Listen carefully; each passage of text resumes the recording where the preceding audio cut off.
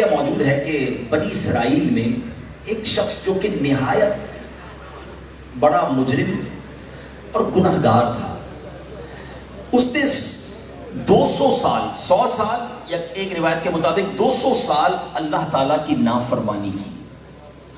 جب وہ مر گیا تو جو اس کے شہر کے لوگ تھے انہوں نے اسے گھسیٹ کر کوڑے کرکٹ کی جگہ پر ڈال دیا، یعنی اس کی تدفین نہیں کی، اس کو کفن نہیں پہنایا۔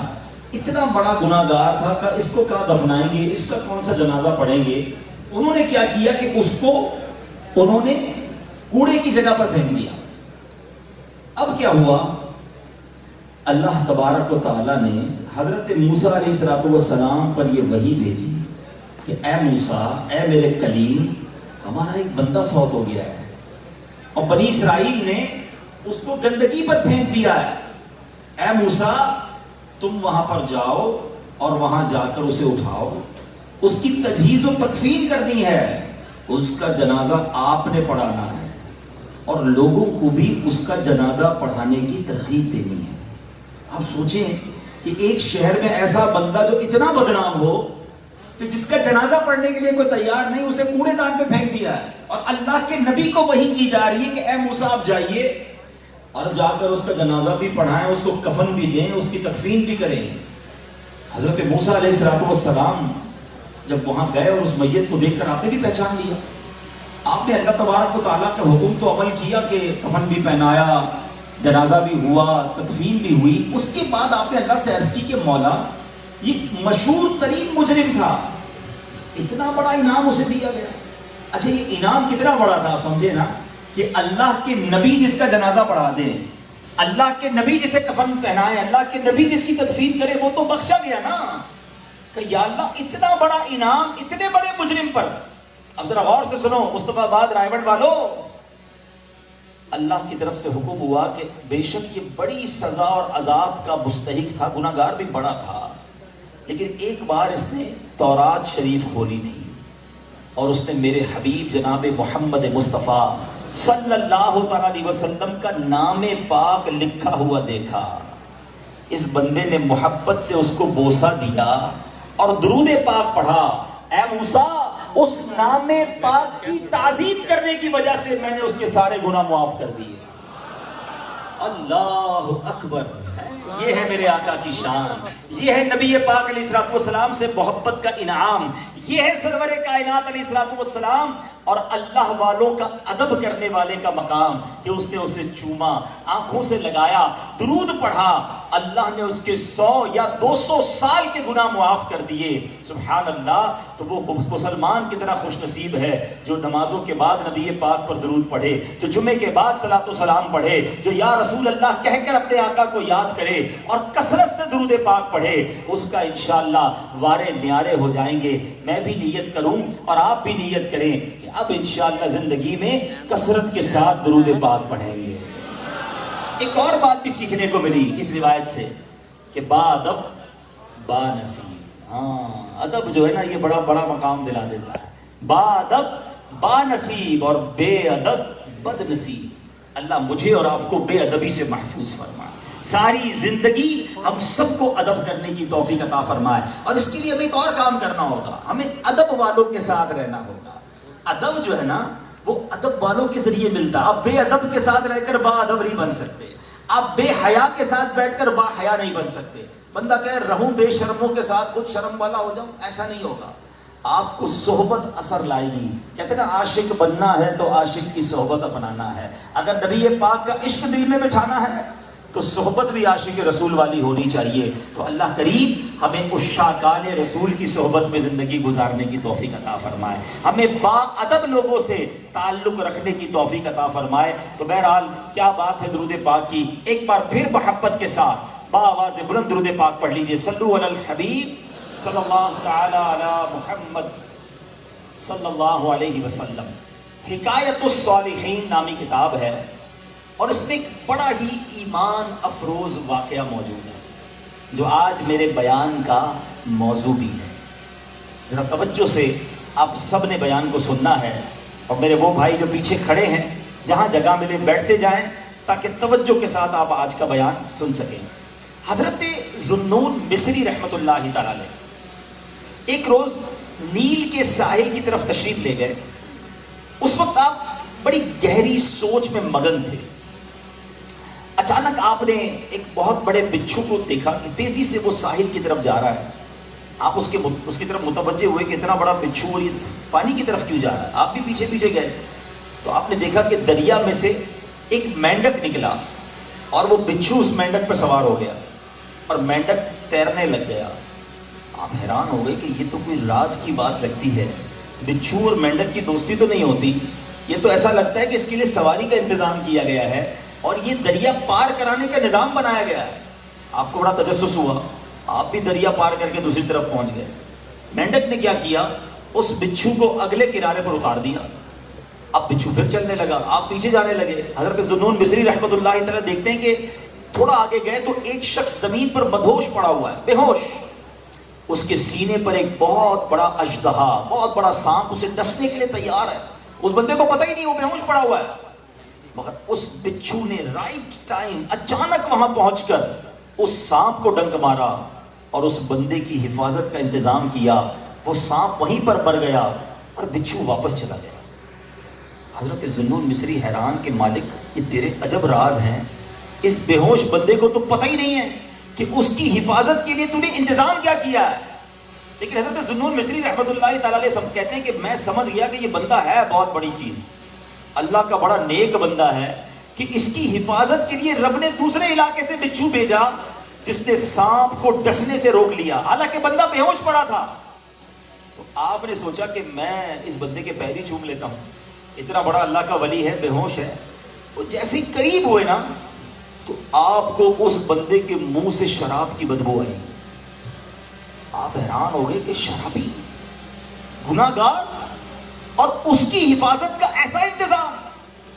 اللہ اکبر. ابھی آپ پریشان ہی تھے کہ آپ کو غیب سے آواز آئی, اے ذوالنون حیران کیوں ہوتا ہے, یہ بھی ہمارا ہی بندہ ہے. اگر اللہ صرف نیکوں کی حفاظت فرمائے گا, اگر نیکوکاروں کی ہی رب حفاظت فرمائے گا, تو اے ذوالنون گناہگاروں کی حفاظت کون کرے گا. آئے ہائے. حضرت ذوالنون نے جب یہ سنا تو آپ وجد میں آ گئے, آپ کی کیفیت ہی بدل گئی. اللہ اکبر. جب سورج غروب ہونے لگا, ساحل پر ٹھنڈی ٹھنڈی ہوا چلنے لگی, اب اس نوجوان کے جسم میں کچھ حرکت پیدا ہوئی. تھوڑی دیر بعد وہ ہوش میں آیا. حضرت ذوالنون اس کے قریب ہی بیٹھے تھے. آپ کو دیکھ کر شرمندہ ہوا, شرمندگی سے کہتا ہوں حضور آپ ادھر کیسے, آپ اللہ کے ولی تھے, بڑے مشہور شخصیت تھے, وہ بندہ آپ کو پہچان گیا.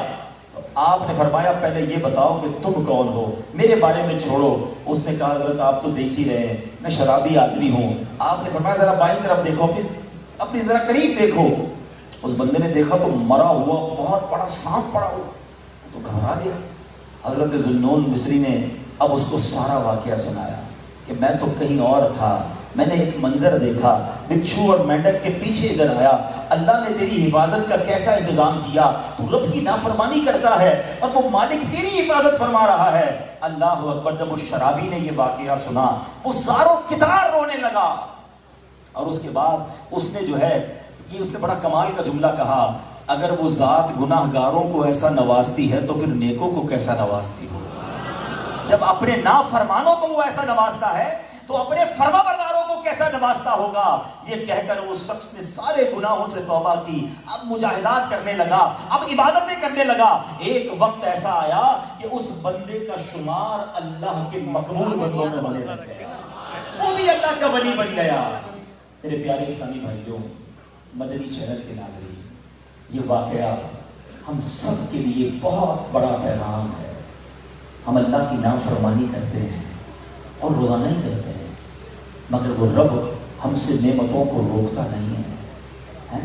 وہ ہم سے اپنی نعمتوں کو نہیں روک رہا, ہمارا رزق بند نہیں ہو جاتا. دنیا کا کیا دستور ہے, یہاں کاروباری لوگ بھی بیٹھے ہیں, بزنس مین بھی بیٹھے ہیں.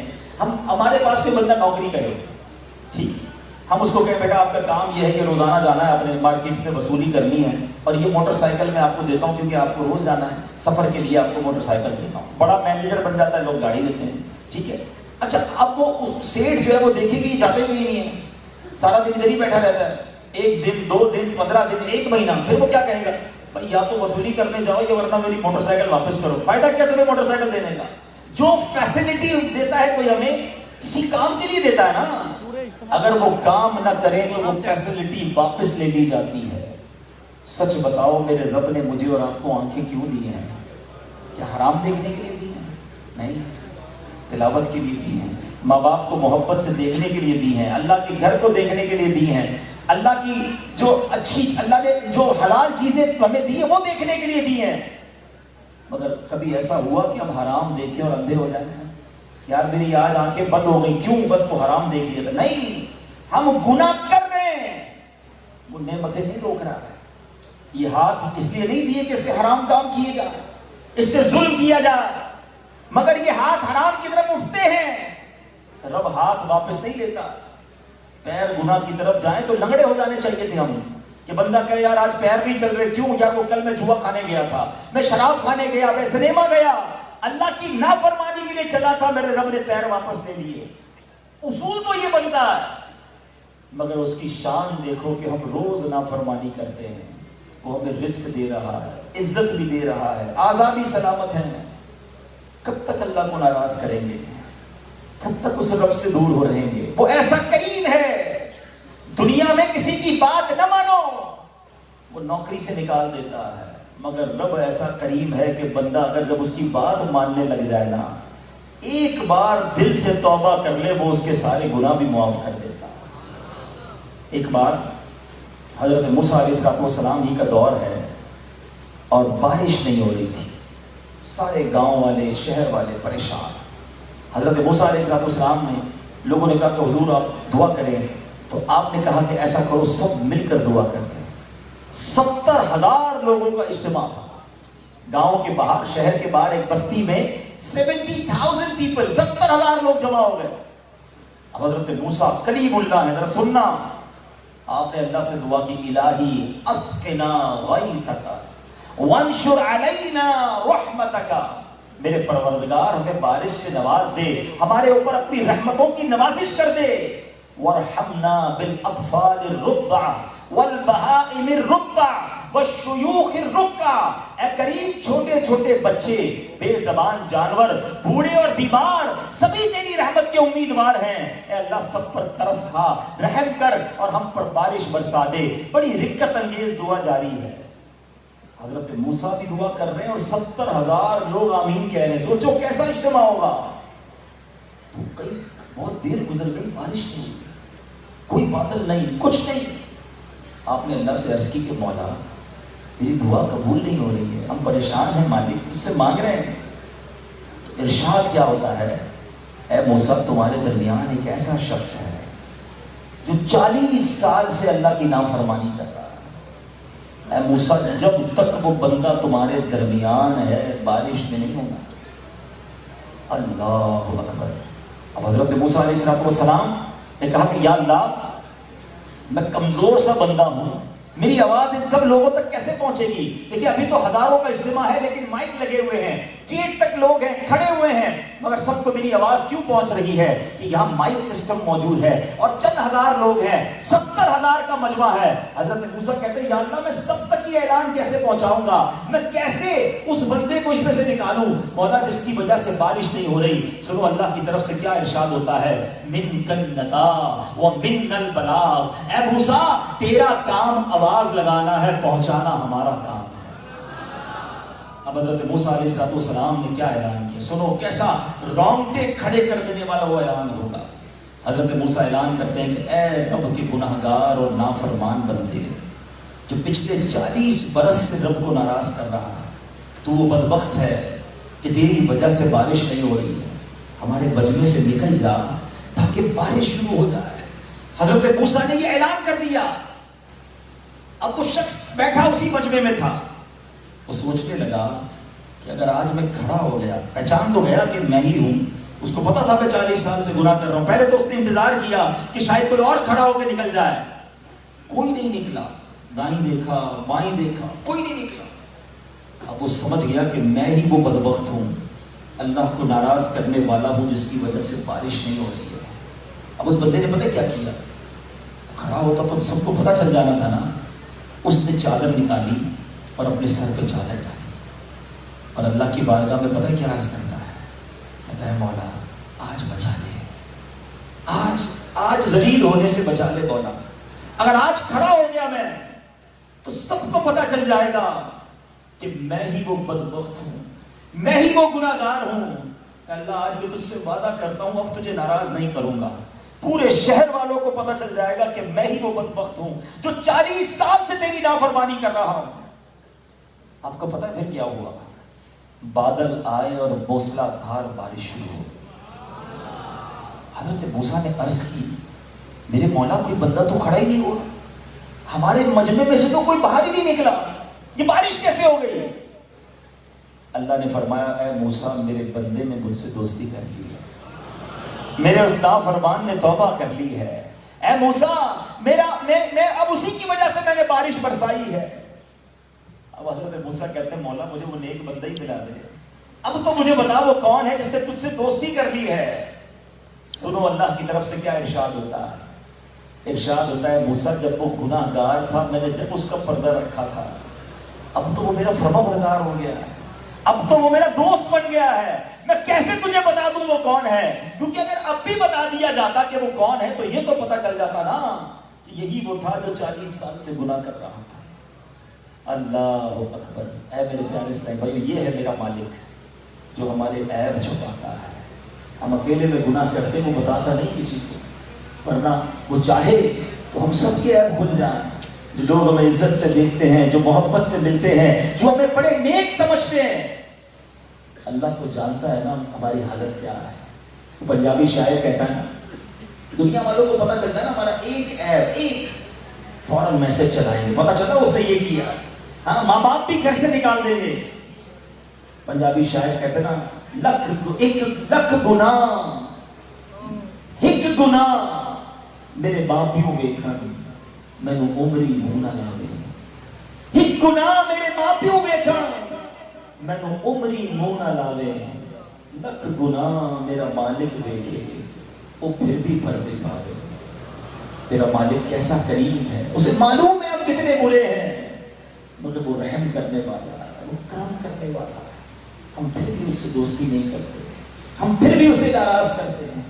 امیر اہل سنت اپنے کلام میں لکھتے ہیں نا تجھے تو خبر ہے میں کتنا برا ہوں، تجھے تو خبر ہے میں کتنا برا ہوں، تو عیبوں کو میرے چھپایا الہی ہے، عیبوں کو میرے چھپایا الہی۔ یعنی اسلامی بھائیوں کب تک ہم گناہ کرتے رہیں گے، کب تک اللہ کو ناراض کرتے رہیں گے؟ اگر وہ مالک ناراض ہو گیا تو برباد ہو جائیں گے۔ اس کی رحمت چاہتی ہے کہ میں اور آپ بخشے جائیں، مگر ہم ہیں کہ یا تو توبہ نہیں کرتے، اور توبہ کرتے ہیں تو پھر اس پر قائم نہیں رہتے۔ حالانکہ نبی پاک علیہ السلام کی کیسی کیسی حدیثیں ہیں کہ جو توبہ کرتا ہے اللہ اس سے کتنا راضی ہوتا ہے۔ آئیے حدیث پاک سنانے سے پہلے میں آپ کو قرآن پاک کی آیت سناتا ہوں۔ اللہ کریم قرآن مجید میں ارشاد فرماتا ہے، اللہ پارہ سورہ بقرہ میں دوسرے پارے آیت نمبر 222 میں ارشاد فرماتا ہے ان اللہ یحب التوابین، اور بے شک اللہ پسند کرتا ہے بہت توبہ کرنے والوں کو۔ اور اللہ جب توبہ قبول کرتا ہے نا تو سنو کیسا کریم ہے۔ دنیا میں اگر ہمارا کوئی جرم ہو جائے نا، کوئی خطا ہو جائے، مثال کے طور پہ کسی کی پولیس میں کوئی رپورٹ درج کر دی جائے، تو جب بھی آپ کسی کا ریکارڈ نکالتے ہیں نا، بے شک وہ مقدمہ ختم بھی ہو گیا ہو یا سزا ہو گئی ہو یا سلو ہو گئی ہو، لیکن جب آپ بندے کا کریکٹر سرٹیفکیٹ نکالتے ہیں تو اس کا وہ جرم آ جاتا ہے کہ اس نے 10 سال پہلے یہ غلطی کی تھی، 15 سال پہلے اس پر یہ مقدمہ ہوا تھا۔ نہ لوگ بھولتے ہیں نہ دنیا بھولتی ہے، مگر دیکھو میرے رب کی شان کیسی ہے کہ اللہ ایسا کریم ہے، قرآن میں فرماتا ہے کہ جب اللہ توبہ قبول کرتا ہے تو صرف گناہ معاف نہیں فرماتا، گناہوں کو نیکیوں سے بدل دیتا. ہاں جتنے گناہ ہیں نا وہ سارے نیکیوں میں بدل دیے جاتے ہیں. اللہ کریم قرآن مجید میں ارشاد فرماتا ہے الا من تاب وآمن وعمل عملا صالحا فأولئک یبدل اللہ سیئاتہم حسنات وکان اللہ غفورا رحیما. اللہ قرآن میں فرماتا ہے مگر جو توبہ کرے اور ایمان لائے اور اچھا کام کرے تو ایسوں کی برائیوں کو اللہ بھلائیوں سے بدل دے گا، اور اللہ بخشنے والا مہربان ہے. ارے میرے رب کی رحمت تو دیکھو کہ جب بندہ سچے دل سے توبہ کرتا ہے اس کی عطائیں کیسی ہیں. سبحان اللہ سبحان اللہ. اللہ کے حبیب صلی اللہ تعالیٰ علیہ وسلم کی میں آپ کو حدیث سناتا ہوں کہ رب کریم کس طرح توبہ کرنے والوں پر مہربانی فرماتا ہے.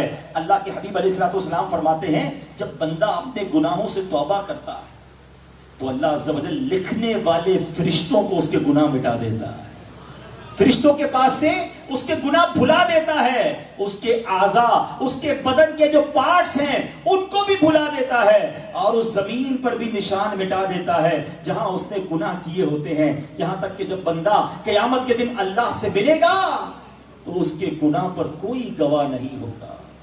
حالانکہ خود رب نے فرمایا قرآن میں کہ وہ دن آئے گا الیوم نختم علی افواہہم وتکلمنا ایدیہم. ارے پڑھی ہے نا یاسین شریف، اس میں اللہ فرما رہا ہے وہ دن ہوگا جب منہ پر مہر لگا دی جائے گی، ہاتھ کلام کریں گے، پیر بتائیں گے کیا گناہ کیے تھے، کدھر گئے تھے. اگر توبہ نہیں کرو گے تو پھر بچ نہیں پائیں گے، لیکن اگر توبہ کر لیتے ہیں، اللہ سے دوستی کر لیتے ہیں، اللہ کو راضی کر لیتے ہیں تو وہ ایسا کریم ہے کہ وہ پچھلے سارے گناہوں کو معاف کر دیتا ہے. ہم پھر کیوں اللہ کی نافرمانی کریں؟ ارے دنیا کا دستور کیا ہے، کوئی ہمارے ساتھ بھلائی کرتا ہے ہم کیا کہتے ہیں نہیں یار اس کو ناراض نہیں کرنا ہے، اس نے مجھے نوکری دلائی تھی، اس کو ناراض نہیں کرنا ہے، اس نے مجھے قرضہ دیا تھا، نہیں یار اس کو تو بالکل بھی ناراض نہیں کرنا ہے، مشکل وقت میں میرے کام آیا تھا. دنیا میں ایک کوئی احسان کر دے تم کہتے ہو وہ ناراض نہیں ہونا چاہیے. اب سوچے وہ بندہ کتنا بدبخت ہے جو صبح و شام رب احسان کر رہا ہے، اس کی ناراضگی کا کوئی خوف نہیں کہ وہ ناراض نہ ہو جائے، میرا مالک مجھ سے ناراض نہ ہو جائے. سنو توبہ کرنے والے کس قدر اللہ کو پسند ہیں. اللہ کے حبیب علیہ الصلوۃ والسلام فرماتے ہیں، ابن ماجہ کی حدیث ہے، کل بنی آدم خطاء. آقا فرماتے ہیں سارے انسان خطا کار ہیں، غلطیاں تو سب سے ہو جاتی ہیں، مگر فرمایا وَخَيْرُ الْخَطَّائِينَ التَّوَّابُونَ. فرمایا خطا کاروں میں بہتر وہ ہیں جو توبہ کر لیتے ہیں، غلطی ہوتی ہے تو معافی مانگ لیتے ہیں، سر کو جھکا لیتے ہیں، اللہ سے عرض کرتے مولا آئندہ نہیں کروں گا، اور اس کی بارگاہ میں ندامت کا اظہار کرتے ہیں. سنو ایک اور جگہ میرے آقا علیہ الصلوۃ والسلام فرماتے ہیں خیارکم کل مفتن تواب. آقا فرماتے ہیں تم سب میں بہترین وہ ہیں جو فتنوں میں مبتلا ہو اور توبہ کرتا ہو، یعنی اگر گناہ ہو جائے فوراً معافی مانگ لے. اچھا ہمارے کچھ لوگوں کا توبہ کا اسٹائل بھی بڑا عجیب ہے، توبہ استغفر اللہ، گالوں پہ چپت لگا لی مگر کوئی شرمندگی نہیں ہے. ارے ایسی توبہ تو خود توبہ کی محتاج ہے. توبہ دل سے ہوتی ہے، توبہ شرم کے ساتھ ہوتی ہے، توبہ ندامت کے ساتھ ہوتی ہے، اور جب ندامت کے ساتھ بس ایک لمحے کی توبہ ہونا اللہ پچھلے سارے گناہ معاف کر دیتا. ابھی تو سنا آپ نے اس نے کیا کیا تھا، اس 40 سال کے گناہگار بندے نے کیا کیا تھا، سر چادر پہ ڈال کے سر جھکا کر اللہ کو کہا ہی تھا نا اللہ بس معاف کر دے، آج بچا لے. اللہ کریم نے اس کے سبب بارش برسا. وہ دل کا کنیکشن ریکوائرڈ ہے، وہ دل سے محبت اللہ سے درکار ہے، پھر اللہ پچھلے سارے گناہ معاف کر دے گا. اور میں نے تو آپ کو قرآن کی آیت سنائی ہے کہ صرف معاف نہیں فرمائے گا، وہ تمہارے گناہوں کو بھی نیکیوں سے بدل دے گا. اب ہم توبہ پہ کیوں تاخیر کریں، کیوں اس سے دوستی نہ کر لیں؟ اے میرے پیارے اسلامی بھائیوں، توبہ کی تو کیا شان ہے. آؤ میں اللہ کی رحمت کی ایک اور واقعہ سناتا ہوں. مکاشفۃ القلوب میں امام غزالی علیہ رحمت اللہ الوالی نے یہ واقعہ لکھا. بنی اسرائیل میں ایک نوجوان تھا، اس کی عمر 20 سال تھی. 20 سال تک تو اس نے اللہ کی خوب عبادت کی، پھر اگلے 20 سال اس نے اللہ کی بہت نافرمانی کی. پھر آئینہ دیکھا تو داڑھی کے بال سفید ہو گئے. پھر وہ غمزدہ ہو گیا اور کہنے لگا اے میرے خدا، میں نے 20 سال تک تیری عبادت کی، 20 साल तक मैंने तेरी नाफरमानी की, अब मैं तेरी तरफ आऊंगा तो मेरी तौबा कबूल हो जाएगी, या अल्लाह तो मुझे माफ कर देगा। हाय हाय हाय। उसने किसी कहने वाले की आवाज सुनी, तुमने हमसे मोहब्बत की, हमने तुमसे मोहब्बत की, फिर तूने हमें छोड़ दिया, हमने भी तुझे छोड़ दिया, तूने हमारी नाफरमानी की, हमने तुम्हें मोहलत दी, और अगर अब तू तौबा करके हमारी तरफ आएगा तो हम तेरी तौबा कबूल कर लेंगे।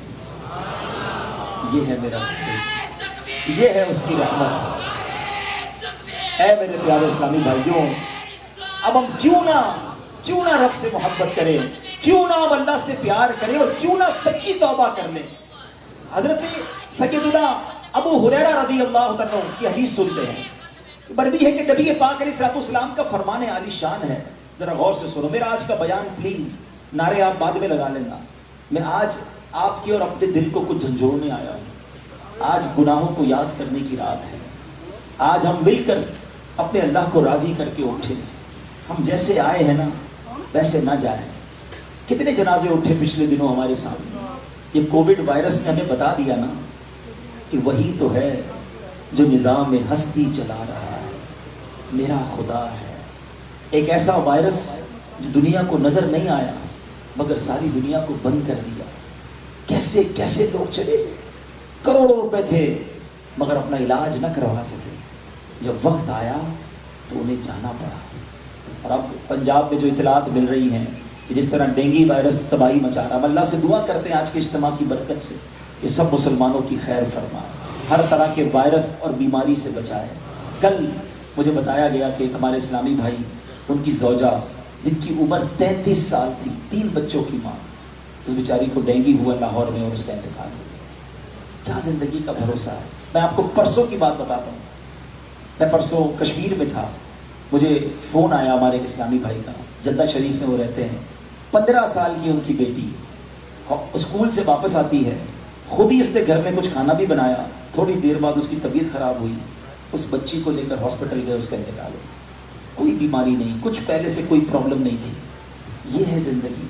हमारे आसपास से लोग उठ रहे हैं, मेरी भी बारी आने वाली है, आपकी भी बारी आने वाली है। हम किस इंतज़ार में हैं, शैतान के किस वार में हैं, हम तौबा में ताखीर क्यों कर रहे हैं। अरे कब अल्लाह को राजी करेंगे और कब तक अल्लाह को नाराज करते रहेंगे। कब तक नमाजें कज़ा होती रहेंगी, कब तक आंखें हराम देखती रहेंगी, कब तक मेरे और आपके कान हराम सुनते रहेंगे। ऐ हराम कमाने वाले, कब तक हराम कमाता रहेगा। बदकारी करने वाला, बेहयाई करने वाला, नाम महरम लड़कियों और औरतों से दोस्तियां करने वाला सोचे कब तक तुम ये गुलछर्रे उड़ा लोगे।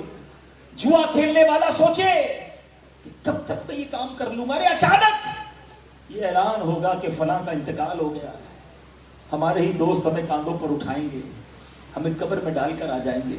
ये दोस्त जो आज थोड़ी सी हमारी घबराहट पर हमारे साथ खड़े हो जाते हैं, पता है जब कब्र में उतारेंगे ना तो लोग कह रहे होंगे जरा सही तरीके से मिट्टी डालो, कोई सुराख बाकी ना बच जाए। हवा भी नहीं छोड़ेंगे, एक सुराख भी नहीं छोड़ेंगे। तो मुझे और आपको तन्हा कब्र में छोड़कर आ जाएंगे। फिर क्या होगा, मेरे और आपके पास क्या बचेगा। ये माल, ये दौलत, ये गाड़ी, ये घर, ये शोहरत, सब कुछ पीछे रह जाएगा। अब हमारे साथ कब्र में होंगे हमारे अमाल। और देखो अगर अल्लाह नाराज हुआ ना, अल्लाह नाराज हुआ तो मारे जाएंगे, फिर तो कब्र जहन्नम का घड़ा बन जाएगी। इसीलिए मैं आज ये अर्ज करने आया हूं कि जल्दी जल्दी अपने रब को राजी कर लो। वो कैसा करीम है, बल्कि उसकी रहमत चाहती यही है कि मेरे बंदे बख्शे जाएं, मेरे बंदे माफी मांग लें, मेरे बंदे मुझसे रुजू कर लें। मगर ये बंदा है जो उससे रुजू नहीं कर रहा, ये बंदा है जो उससे दोस्ती नहीं कर रहा। खुदारा आज के इस इज्तिमा में बदल के जाना है। देखो जैसे आए हैं ना वैसा नहीं जाना है। हाँ, आज जैसा मैं आया हूं मैंने वैसा नहीं जाना, मैंने अल्लाह का पसंदीदा बंदा बन के जाना है। बड़ा गुनाहगार हूं ये मानता हूं, मगर मैं तो वाकयात भी पढ़ रहा हूं, अहादीस भी पढ़ रहा हूं कि बस एक सच्ची तौबा पिछले सारे गुनाह माफ कर देती है। तो क्यों ना वो रात आज ही की बन जाए, क्यों ना मेरी जिंदगी की आज की रात तब्दीली की रात बन जाए और मैं आज के बाद अल्लाह के फर्मा बरदार बंदों में शामिल हो जाऊं। सुनो वो कैसा करीब है। हजरत सैयदना अबू हुरैरा रज़ियल्लाहु तआला से मरवी है, رسول اللہ صلی اللہ تعالی علیہ وسلم کا فرمان عالی شان ہے کہ جب کوئی بندہ گناہ کر لیتا ہے اور پھر کہتا ہے کہ اے مولا میں نے گناہ کر لیا مجھے معاف کر دے، تو اللہ فرماتا ہے میرا بندہ جانتا ہے کہ کوئی اس کا رب ہے جو گناہ معاف بھی کرتا ہے اور اس پر پکڑ بھی لیتا ہے۔ اے فرشتوں گواہ ہو جاؤ میں نے اپنے بندے کو بخش دیا۔ تو جتنا رب چاہتا ہے بندہ ٹھہرا رہتا ہے، اس کے بعد پھر کوئی گناہ کر لیتا ہے، پھر عرض کرتا ہے الہی میں نے پھر گناہ کر لیا ہے، پھر مجھے معاف کر دے۔ تو رب کریم فرماتا ہے میرا بندہ جانتا ہے کہ کوئی اس کا رب ہے جو گناہ کرنے پر پکڑ بھی لیتا ہے اور معاف بھی فرما دیتا ہے۔ اے فرشتوں گواہ ہو جاؤ میں نے اپنے بندے کو بخش دیا۔ پھر اس بندے سے پھر گناہ ہو جاتا ہے، وہ پھر اللہ سے کہتا ہے، تیسری بار کہتا ہے اے اللہ پھر گناہ ہو گیا ہے، رب کریم مجھے معاف کر دے۔ تو رب فرماتا ہے میرا یہ بندہ جانتا ہے کہ اس کا کوئی رب ہے جو گناہ کرنے پر پکڑتا ہے اور معاف مانگنے پر معاف بھی کر دیتا ہے۔ اے فرشتوں گواہ ہو جاؤ میں نے اپنے بندے کی بخشش فرما دی، اب جو چاہے کرے۔ یعنی اللہ اس کی بے حساب بخشش فرما دیتا ہے۔ اور یہ میں نے بخاری شریف کی حدیث سنائی۔ سوچو میرے مالک کیوں اللہ سے دوستی نہیں کرتے؟ ہم کیوں میرے پیارے اسلامی بھائیوں اللہ سے دوستی نہیں کرتے؟ ایک بار آج اللہ سے دوستی کر کے میں نے اور آپ نے سچی توبہ کر کے جانا ہے اور اللہ کی بارگاہ میں یہی عرض کرنا ہے کہ مولا کمزور ہوں، گناہ ہو گئے، معاف کر دے۔ اے اللہ میں مانتا ہوں میں گناہ گار ہوں، مجھے معاف کر دے۔ اے اللہ میں آئندہ گناہ نہیں کروں گا، مجھے معاف کر دے۔ اگر تو نے پکڑ لیا میں مارا جاؤں گا، میرے پاس کوئی حساب نہیں ہے، مجھے معاف کر دے۔ میں مانتا ہوں میں نے کئی بار توبہ کی مگر پھر گناہ کیے، مولا معاف کر دے۔ تجھ سے معافی نہیں مانگوں گا تو کس سے مانگوں گا؟ مولا معاف کر دے۔ اے اللہ تو ماں سے زیادہ اپنے بندے کو چاہنے والا ہے۔ آج کے اجتماع میں کرم کر مالک، معاف کر دے۔ آؤ میرے پیارے اسلامی بھائیوں آج اپنے رب سے معافی مانگ کر جانا ہے، آج زندگی کو بدل کر جانا ہے، آج نافرمانی والی زندگی کو چھوڑ کر جانا ہے، کیونکہ مجھے نہیں پتا میری زندگی کی کون سی رات آخری رات ہے۔ کیا معلوم آج ہی ہم میں سے کسی کا انتقال آج بھی تو ہو سکتا ہے نا۔ ہے کوئی ایسا میرا بھائی یہاں بیٹھا ہوا جس کے پاس یہ گارنٹی ہو کہ وہ آج زندہ گھر جائے گا؟ ہم میں سے تو کسی کو نہیں پتا۔ آگاہ اپنی موت سے کوئی بشر نہیں، سامان 100 برس کا ہے، پل کی خبر نہیں، تو پھر کس بات کا انتظار ہے؟ یاد رکھو بے وفا دنیا پہ مت کر اعتبار، تو اچانک موت کا ہوگا شکار، موت آ کر ہی رہے گی یاد رکھ، جان جا کر ہی رہے گی یاد رکھ، کر لے جو کرنا ہے آخر موت ہے، ایک دن مرنا ہے آخر موت ہے۔ اے میرے پیارے اسلامی بھائی آئیے آج کے اس اجتماع میں اپنی زندگی پر نظر دوڑائیں، اپنے آپ سے ایک سوال کرتے ہیں، آج میں بھی کرتا ہوں اور آپ بھی کریں کہ اگر میرا آج انتقال ہو گیا تو کیسی زندگی گزری ہے؟ اللہ راضی ہوگا؟ کیونکہ یاد رکھنا مرنے کے بعد قبر 2 طرح کی ہوتی ہے، یا تو جنت کا باغ ہوتی ہے یا تو دوزخ کا گڑھا۔ اپنے آپ سے میں سوال کروں، آپ بھی کرو، اگر میں آج مر گیا تو قبر کیسی ہوگی؟ جنت کا باغ ہوگی، پھر تو ٹھیک ہے، لیکن اگر ڈر لگ رہا ہے کہ نہیں ابھی نہیں مرنا ہے، ابھی تو توبہ کرنی ہے، ابھی تو نیکیاں کرنی ہے، اللہ کو راضی کرنا ہے، بہت سارے گناہ ہیں، تو پھر کب توبہ کرو گے؟ ایکچولی شیطان چاہتا یہی ہے کہ میں اور آپ توبہ نہ کریں، میں اور آپ اللہ سے دوستی نہ کریں۔ شیطان پتہ کیا کہتا ہے؟ یہ ہو سکتا ہے اس وقت بھی کسی کے کان میں کہہ رہا ہو کہ یار یہ مولانا صاحب باتیں تو صحیح کر رہے ہیں لیکن ابھی نہیں، تھوڑے دنوں بعد توبہ کر لیں۔ ہاں ابھی تو جوانی ہے، ابھی تو مزے کرنے دو، اس کے بعد بڑھاپے میں اللہ اللہ ہی کرنا ہے اور کیا کرنا ہے۔ یہ شیطان کا بڑا وار ہے، وہ توبہ میں تاخیر کرواتا ہے۔ میں آپ سے سوال کرتا ہوں کہ اگر آپ نے یہ سوچا ہوا ہے کہ میں بڑھاپے میں جا کر نمازی بھی بن جاؤں گا، گناہ بھی چھوڑ دوں گا، چہرے پہ داڑھی بھی سجا لوں گا، تو کیا نوجوان نہیں مرتے؟ آپ کے پاس گارنٹی ہے کہ آپ بوڑھے ہو سکیں گے؟ خدا را شیطان کے اس وار میں نہ ہو، بلکہ جوانی کی توبہ تو اللہ کو بڑی پسند ہے۔ ہاں جو جوان توبہ کرتا ہے نا وہ اللہ کو کیسا پسند ہے. آؤ میں آپ کو ایک حدیث سناتا ہوں. اے میرے نوجوانوں گناہ مت کرو, اللہ کی بارگاہ میں اللہ سے دوستی کر لو. پیارے آقا علیہ الصلوۃ والسلام فرماتے ہیں بے شک اللہ تبارک و تعالی اس 20 سالہ نوجوان کو پسند کرتا ہے جو کمزوری میں اور عاجزی میں 80 سالہ بوڑھے جیسا ہو, اور اس 80 سالہ بوڑھے کو پسند نہیں کرتا جو چال ڈھال میں 20 سالہ نوجوان جیسا ہو. اس کی شرح میں علماء نے لکھا کہ جوان جو ہوتا ہے نا وہ بڑا اکڑتا ہے, بڑا اس کو جس کو کہ جوش جذبہ اور لوگوں سے لڑائی جھگڑا کرنا ہوتا ہے. فرمایا وہ نوجوان اللہ کو پسند ہے جو ہو جوان مگر عاجزی والا ہو, انکساری والا ہو, نرمی والا ہو, لوگوں سے ایسے ملے جیسے بزرگ ملتے ہیں. اور ایسے بوڑھے کو اللہ ناپسند فرماتا جو خود بوڑھا ہے مگر اس کے اسٹائل ہی ختم نہیں ہو رہے ہیں. وہ لڑ رہا ہے, وہ اکڑ رہا ہے, وہ جوانی کے جس کو کہیں کہ اپنے رنگ دکھا رہا ہے.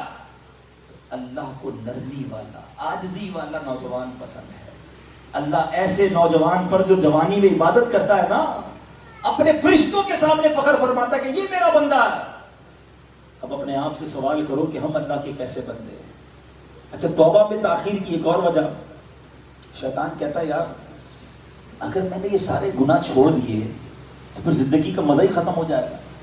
ایسا کئی بار ہوتا ہے کہ جب ہم ایسا بیان سنتے ہیں, ایسی محفل میں جاتے ہیں نا تو خیال تو آتا ہے کہ یار توبہ کر لینی چاہیے. پھر لگتا ہے یار اگر ساری محفلیں, ساری رنگینیاں, دوستیاں, فلمیں, ڈرامے, گانے باجے, ماد اللہ, شراب, نشے کی محفلیں, جوئے, یہ جو بھی غلط کام ہے یہ چھوڑ دیے تو پھر مزہ کیا رہے گا زندگی میں, ساری انجوائمنٹ ہی ختم ہو جائے گی. یہ شیطان کا بہت خطرناک وار ہے اور وہ اسی لیے بندے کو توبہ نہیں کرنے دیتا. بولے یار زندگی بور ہو جائے گی. اب اس کا جواب سن لو غور سے. اس کی مثال اس طرح دی, کتابوں میں علماء نے لکھی کہ 2 دوست ہیں. ایک دوست جو ہے وہ صرف سبزی کھاتا تھا, دال سبزی ہمیشہ, کہتا نہیں یار میں اور کچھ نہیں کھاتا. اب اس کے دوست کہتے ہیں کبھی تو گوشت کھا لے, یہ بھی اللہ کی نعمت ہے, کبھی چکن بھی کھا لے. اس نے کہا نہیں میں سبزی کھاتا ہوں. ایک دن دوستوں نے پلان کیا پکڑ کے کہ یار آج اس کو چکن کھلانی ہے اور اس کو گوشت بھی کھلانا ہے. اب پکڑ کے اس کے زبردستی منہ میں مرغی بھی ڈال دی, تھوڑی سی گوشت بھی کھلایا. اب جب اس نے کھایا تو اس نے کہا یار اصل کھانا تو یہ ہے, کیا ہم نے ساری زندگی دال سبزی, بے شک دال سبزی کھانا بہت اچھا ہے, سے کوئی اور مراد نہ لے, میں سمجھانے کے لیے مثال دے رہا ہوں کہ یار اتنا ذائقے والا کھانا میں نے زندگی پر کبھی کھایا ہی نہیں. اس نے دال سبزی کی سائڈ پہ اور اب گوشت چکن بھی کھانے لگا. یہ مثال دے کر علماء نے سمجھایا کہ اصل مسئلہ یہ ہے کہ جس نے راتوں کو فلمیں دیکھ کر, ڈرامے دیکھ کر, گانے باجے سن کے, شراب کی محفلوں میں, جوئے کی محفلوں میں یا گندی باتیں کر کے جس نے راتیں گزاری ہیں, اس کو پتہ ہی نہیں ہے کہ تہجد میں اٹھ کر دعا کا مزہ کیا ہے. اس کو پتہ ہی نہیں ہے وضو کر کے نماز کی رونق کیا ہے. اس کو پتہ ہی نہیں ہے کہ تلاوت کرنے کا سکون کیا ہے. ساری زندگی وہ سمجھا مزہ ہی اس میں. ارے ایک بار اس کام کو چھوڑ کر درود پاک پڑھ کے با وضو سونے کا مزہ بھی دیکھو, تہجد میں اٹھنے کا لطف بھی دیکھو, اپنے رب کی بارگاہ میں اکیلے میں ہاتھ اٹھا کر آنسو بہانے کا جو لطف ہے, خدا کی قسم وہ دنیا کی کسی گندی محفل میں نہیں ہے. مسئلہ یہ ہے ہم نے یہ محفل دیکھی ہی نہیں, ہم نے یہ اللہ کی بارگاہ میں مناجات کی ہی نہیں ہے, تو ہمیں لگتا ہے کہ سارے مزے ختم ہو جائیں گے. یہ ہماری بھول ہے. یاد رکھو مجھے اور آپ کو رب نے بنایا ہے اور رب ہی بتائے گا کہ ہمارے دلوں کا سکون کہاں پر ہے. اور اللہ نے قرآن میں فرمایا ہے الا بذکر اللہ تطمئن القلوب, سن لو کہ بے شک اللہ کے دلوں میں, اللہ کے ذکر میں دلوں کا چین ہے. اگر چین چاہتے ہو نا تو یہ شراب میں نہیں ملے گا, یہ شباب میں اور گندی محفلوں میں نہیں ملے گا, یہ گانے باجے فلموں میں جوئے کے محفلوں میں نہیں ملے گا. یہ تمہیں واقعی ملے گا تو اللہ کے ذکر میں ملے گا. اچھا اب شیطان کا ایک اور بار, یعنی مولانا صاحب تو جو کہہ رہے ہیں قرآن کی آیت پڑھ رہے, بات تو ٹھیک ہے مگر میرا تو معاملہ ہی دوسرا ہے. میں جب فلمیں ڈرامے گانے بازوں کی محفل میں جاتا ہوں بڑا مزہ آتا ہے, بڑی ساری رات گزر جاتی ہے پتہ نہیں چلتا. اجتماع میں آتا ہوں تو نیند آنے لگتی ہے, بور ہونے لگ جاتا ہوں, آدھے گھنٹے بعد اٹھنے کو جی چاہتا ہے, قرآن پڑھتا ہوں تو نیند آنے لگتی ہے, ذکر کرتا ہوں تو بور ہو جاتا ہوں. مجھے تو عبادت میں سکون ہی نہیں ملتا ہے, غلط کاموں میں بڑا دل لگتا ہے, عبادت میں دل نہیں لگتا. تو پھر کیسے اللہ کے ذکر میں اگر دلوں کا چین ہے تو مجھے کیوں نہیں مل رہا؟ یہ شیطان کا بہت بڑا وار ہے. آج اس کا جواب بھی لے جاؤ. یہ بھی میں آپ کو ایک لاجک کے ذریعے, ایک یوں سمجھیے کہ آپ کے ساتھ بھی واقعہ پیش آتا ہے, اس کے ذریعے سمجھا دیتا ہوں. جب آپ کو بخار ہو جائے کیا ہوتا ہے؟ کھانا اچھا لگتا ہے وہی کھانا جو آپ کا فیوریٹ ہے، منہ کڑوا ہو جاتا ہے، نہ کھانا اچھا لگتا ہے، نہ پانی اچھا لگتا ہے، ایسا موڈ ہو جاتا ہے کہ گھر والے بھی اچھے نہیں لگتے، طبیعت خراب ہو کچھ اچھا نہیں لگتا، مگر اب کیا کرتے ہیں، کھانا چھوڑ دیتے ہیں۔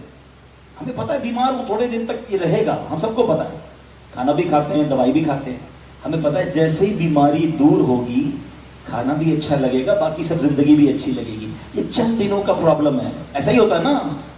اصل مسئلہ یہ ہے، جس کو اجتماع میں مزہ نہیں آتا نا، جس کو تلاوت کا شگون نہیں ملتا، جس کو سجدوں کی لذت نہیں ملتی، جس کو ذکر کی تسبیح میں سرور نہیں ملتا، جس کو درود پاک پڑھے تو مدینے والے کی یاد نہیں رلاتی، تو مسئلہ یہی ہے کہ ہمارے دلوں میں جو ہے نا گناہوں کا مرض لگ گیا ہے، اس پہ خول چڑھا ہوا ہے۔ گھبراؤ نہیں، آ گئے ہو نا اللہ کے پاس، اللہ کی بارگاہ میں اگر سر جھکا لیا تو سنو، ذکر چھوڑنا نہیں، درود چھوڑنا نہیں، تلاوت چھوڑنا نہیں، نماز چھوڑنا نہیں، کرتے رہنا۔ تھوڑے دنوں کی بات ہے، جیسے ہی دل سے مرض دور ہوگا تمہیں سجدوں کی لذت ملنا شروع ہو جائے گا، تلاوت میں دل لگنے شروع ہو جائے گا، تم مدینے والے آقا کی بات کرو گے، تمہاری آنکھوں سے آنسو نکلنا شروع ہو جائیں گے۔ اللہ کی قسم تمہیں محفل میں آقا کے ذکر میں ایسا سرور آئے گا جو دنیا کے کسی کام میں نہیں آئے گا، کیونکہ ابھی دل میں مرض ہے، ابھی مزہ نہیں آ رہا، ابھی سکون نہیں مل رہا۔ دیکھو دور مت چلے جانا، دیکھو بھاگ مت جانا، مسجد کو ٹھکانہ بنا لو، نماز کو اپنا طریقہ بنا لو، اللہ کی بارگاہ میں سر جھکائے رکھنا اور اللہ سے ہی کہنا کہ مالک ذکر تیرا کرتا ہوں، سکون نہیں مل رہا، نماز پڑھ رہا ہوں، سرور نہیں آ رہا، خدا کی قسم جس دن یہ دل سے مرض دور ہوا تمہیں وہ لطف زندگی کا ملنا شروع ہو جائے گا جو اس سے پہلے نہیں ملا ہوگا۔ تو اے میرے پیارے اسلامی بھائیوں، یہ شیطان کے واروں میں نہ آؤ، یہ مردود ہمیں کبھی بھی توبہ نہیں کرنے دے گا، یہ لمبی امیدیں دلوائے گا، یہ ہمیں موت تک لے جائے گا، اور اس کو ہمیں موت بھی ایسے آ سکتی ہے کہ ہم بغیر توبہ کے چلے جائیں۔ ایک آخری واقعہ سنا کر پھر اپنے بیان کو اختتام کی طرف لاتا ہوں۔ ایک بات کتنا مردود ہے شیطان۔ ایک شخص تھا 40 سال تک اللہ کی عبادت کی، دو بھائی تھے، پہلی منزل پہ بڑا بھائی رہتا تھا، چھوٹی منزل پہ چھوٹا بھائی رہتا تھا، پہلی منزل پہ چھوٹا بھائی، دوسری منزل پہ بڑا بھائی۔ بڑے بھائی کے پاس شیطان گیا، 40 سال تک اللہ کی عبادت کی، اس کو شیطان جا کے کہتا ہے کہ میں نے اپنے علم سے یہ جانا ہے کہ تیری عمر 80 سال ہے، تو 80 سال تک جیے گا، تو نے 40 سال تک اللہ کی عبادت کی ہے، نہ جوانی کی کوئی رنگینی دیکھی، نہ کوئی عیاشی کی، نہ کوئی گناہ کیے، کیا کیا تو نے؟ ایسا کر 20 سال گناہ کر لیا، مزے کر لے زندگی کے، پھر آخری 20 سال پھر توبہ کر لینا، اللہ راضی ہو جائے گا۔ شیطان ہم میں سے بھی کئیوں کے وسوسے سے دلاتا ہے، یار جو کرنا ہے کر لو، پھر انشاءاللہ حج پہ چلے جائیں گے، پھر توبہ کر لیں گے، اللہ معاف کر دے گا۔ یہی شیطان کا وار ہے۔ اچھا اس بندے کو شیطان نے دل میں یہ بات ڈالی کہ کچھ تو مزے کر لے زندگی کے، وہ سوچنے لگا یار یہ بات تو صحیح کر رہا ہے، میں نے تو کچھ کیا ہی نہیں، اگر میری زندگی 80 سال ہے تو 15-20 سال تو مزے کر لوں۔ اس نے سوچا میرا پہلی منزل پہ بھائی رہتا ہے، وہ اس کا بھائی پکا نافرمان، شرابی، کبابی، سارے غلط کام کرنے والا، کہتا کہیں اور جانے کی کیا ضرورت ہے، نیچے ہی بھائی ہے اس کے پاس چلا جاتا ہوں، زندگی کے تھوڑے مزے اٹھا لیتا ہوں۔ اللہ کی شان دیکھو، نیچے والے بھائی کے دل میں خیال آیا کتنے سال ہو گئے مجھے گناہ کرتے ہوئے، کتنے گناہ کر لیے، ایک میرا اوپر بھائی رہتا ہے کیسا عبادت گزار نیکوکار، اور ایک میں ہوں کہ بدکاریاں ہی ختم نہیں ہو رہی، چلو آج توبہ کرتے ہیں، اللہ کی بارگاہ کی طرف چلتے ہیں۔ چھوٹا والا بھائی کہتا ہے اب کہیں اور جانے کی کیا ضرورت ہے، اوپر ہی تو بڑا بھائی رہتا ہے، ایسا نیک ہے، اس کے پاس جاؤں گا یہ میری توبہ بھی کروا دے گا، اللہ سے میرا تعلق بھی بنا دے گا۔ اب وہ نیچے والا بھائی اوپر جانے کے لیے کمرے سے نکلا، اوپر والا بھائی جو ہے وہ نیچے آ رہا ہے، اوپر والے کی نیت کیا ہے؟ گناہ کرنی ہے، نیچے والے کی نیت کیا ہے؟ توبہ کرنی ہے۔ دیکھو نیت کا فرق، میں جو بار بار کہہ رہا ہوں نا، آج دل میں نیت کر لو، آج اللہ سے دوستی کر لو۔ اللہ کا کرنا کیا ہوا؟ اوپر والے بھائی کا پیر سلپ ہوا، لڑکھڑاتا ہوا سیڑھیوں سے چھوٹے بھائی پر گرا، دونوں بھائی نیچے گرے، دونوں کا انتقال ہو گیا۔ اب فرشتے آئے، اللہ اکبر، بڑے بھائی کو رحمت کے فرشتے لینے آنے چاہیے نا، 40 سال تک نیکی کی تھی، چھوٹے بھائی کو ہمارے حساب سے تو عذاب کے فرشتے لینے آنے چاہیے تھے، اتنے گناہ کیے۔ اللہ کی شان دیکھو، چھوٹے بھائی کو رحمت کے فرشتے لے جا رہے ہیں کیونکہ اس نے توبہ کی نیت کر لی تھی، گھر سے چل پڑا تھا، اللہ کی طرف بڑھ گیا تھا، اور بڑے بھائی کو عذاب کے فرشتے لے گئے کیونکہ وہ نافرمانی کے لیے چلا تھا، اللہ کی نافرمانی کے لیے گھر سے چل پڑا تھا۔ اب نیت کا فرق دیکھ لو کہ یہ ہے شیطان۔ ہو سکتا ہے آج ہی ہم میں سے کسی کو جانا ہو دنیا سے اور وہ نیت یہ کروا رہا ہو کہ ابھی تو بہت ٹائم ہے، تو بس آج سچی پکی توبہ کرنی ہے۔ اچھا توبہ کہتے کس کو ہے؟ آخر میں یہ بھی سن لیں، ہاں یا اللہ میری توبہ، یا اللہ میری توبہ، ٹھیک ہے زبانی بھی توبہ ہوتی ہے، لیکن توبہ کے 3 ارکان ہیں۔ There are 3 conditions of repentance۔ توبہ کی 3 شرطیں ہیں، یہ جب تک تینوں پوری نہیں ہوں گی توبہ قبول نہیں ہونی۔ ہاں توبہ کے لیے کوئی اجتماع کرنے کی ضرورت نہیں ہے، کوئی مسجد میں اعلان کرنے کی ضرورت نہیں ہے، بس میں جانوں رب جانے، ایک لمحے میں توبہ ہو سکتی ہے، ہاں بالکل ایک لمحے میں، اور اللہ ایسی قبول فرماتا ہے۔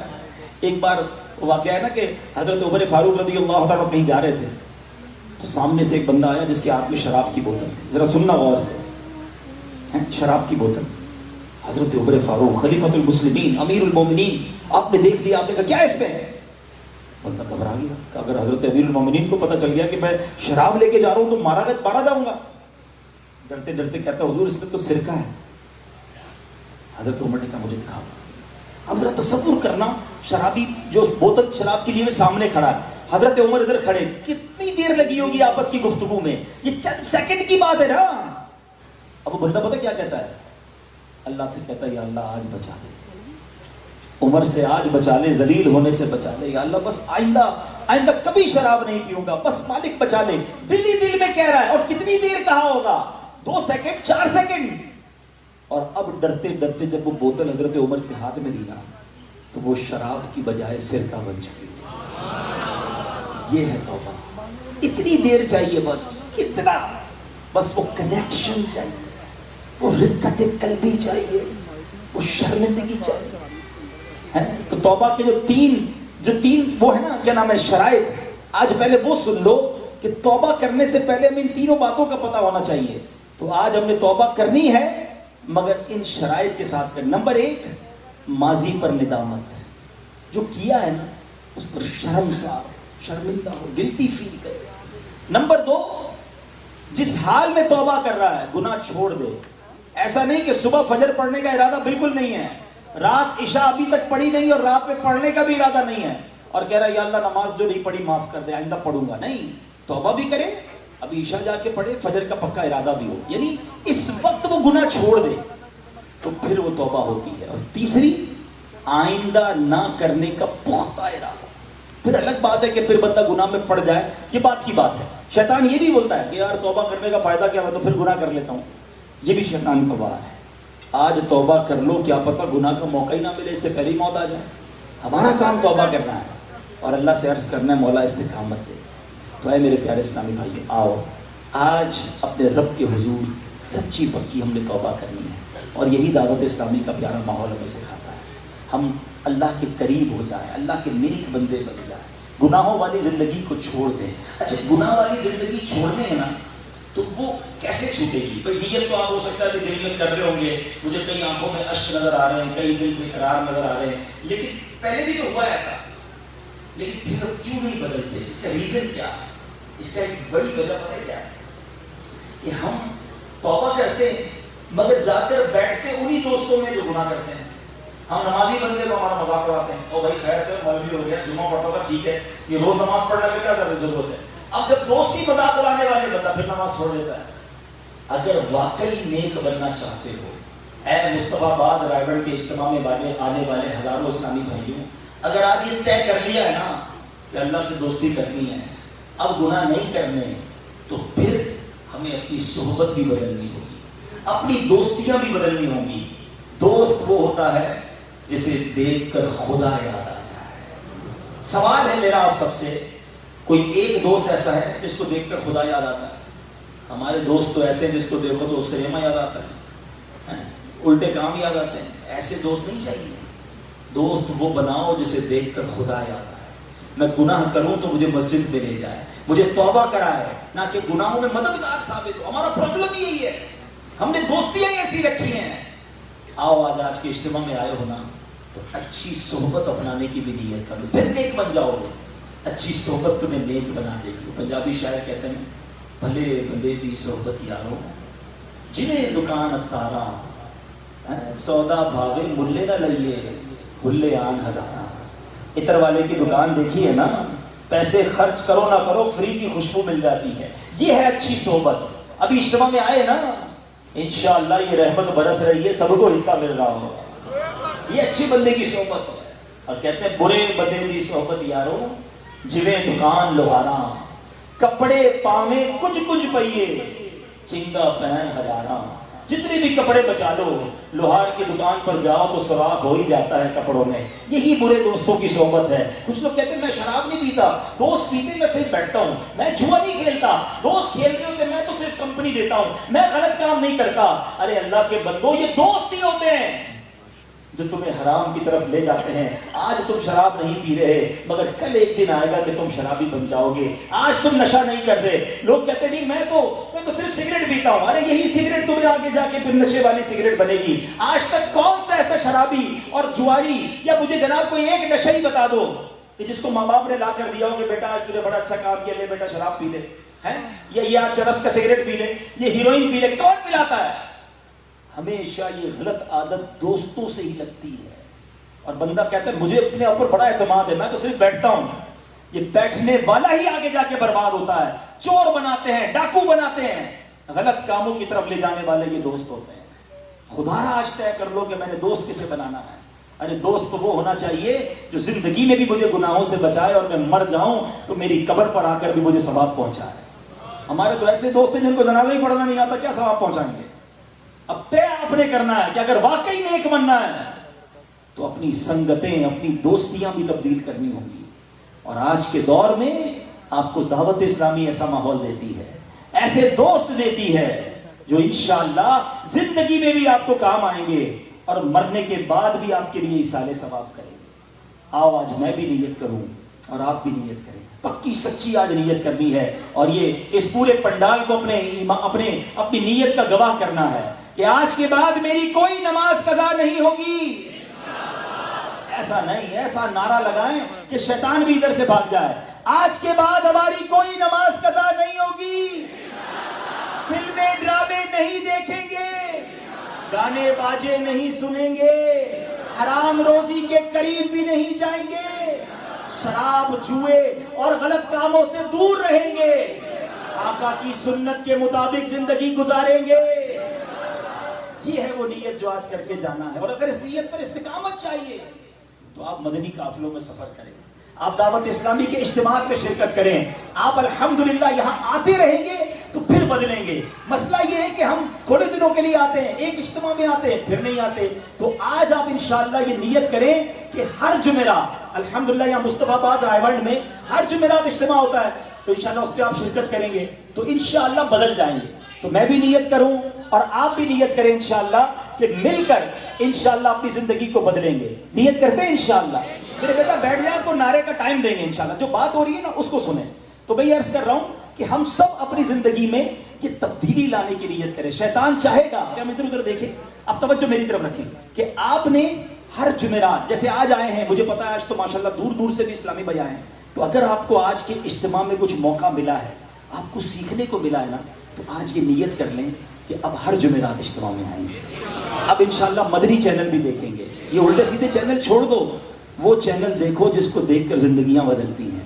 دنیا میں ایسا کوئی چینل نہیں ہوگا جس کو دیکھ کر غیر مسلم مسلمان ہو جاتے ہوں, بے پردہ خواتین با پردہ ہو جاتی ہوں, ہیں ماں باپ کے نافرمان بچے فرما بردار بن جاتے ہوں. یہ کیسا ٹی وی کے بارے میں تو بچپن سے سنا تھا, ٹی وی دیکھو گے خراب ہو جاؤ گے, واقعی ایسا ہے. مگر اللہ نے آج ہمیں ایسا چینل دے دیا نا, تو اب اس کو دیکھیں, اپنے بچوں کو دکھائیں تاکہ ہمارے اندر تبدیلی آئے. تو اللہ کریم مجھے اور آپ کو نیک اعمال کرنے کی توفیق عطا فرمائے. اور میں آج پہلی بار رائے ونڈ مصطفیٰ آباد بیان کرنے آیا ہوں.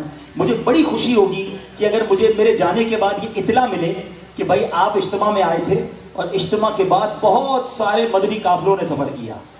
اب بہت سارے اسلامی بھائی ہر ہفتے اجتماع میں آنے لگ گئے ہیں.